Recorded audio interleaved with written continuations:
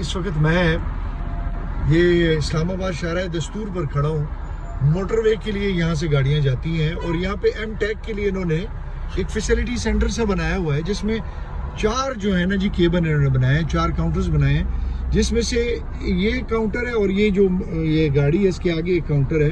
یعنی 2 رو ہیں, 2 لائنز ہیں, ان میں 4 کاؤنٹر ہیں.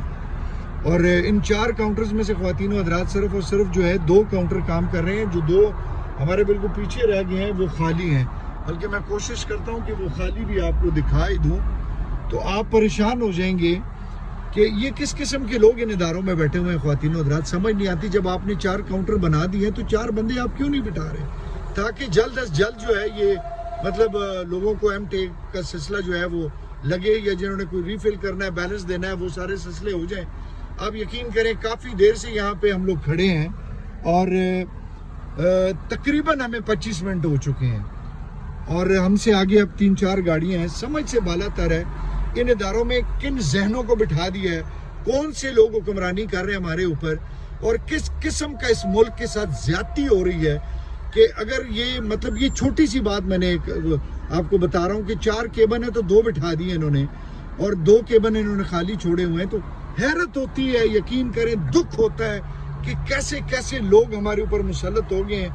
اب وہ بات وہی آ جاتی ہے کہ ہر شاخ پہ الو بیٹھا ہے, تم کتنے الو مارو گے. خواتین و حضرات یہ حالات ہیں اور سمجھ سے بالا تر ہے.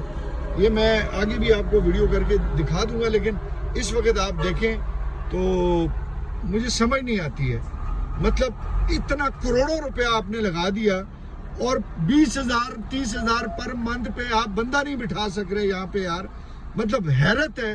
آپ عوام کو فیسیلیٹیٹ کرنے کے لیے گاڑیوں کے ہارنز آپ سنیں گے پریشان ہو جائیں گے. آپ عوام کو فیسیلیٹیٹ کرنے آئیں یار, یہ عوام کی بس. اب میں اس سے زیادہ آپ کو کیا کہوں خواتین و حضرات, یہ بس دیکھ لیں آپ, یہ ملکی حالات ہیں. خواتین و حضرات تو یہ میں آپ کو دکھا رہا تھا یہاں پہ بیچارے لوگ کیا کریں. یہ سارے حالات ہیں, یہ واقعات ہیں. یہ بھائی ایک اکیلا بیچارہ بیٹھا ہوا ہے اور بس برے حالات ہیں سر, بہت برے حالات ہیں. اس ملک کے ساتھ بڑی زیادتی ہو رہی ہے.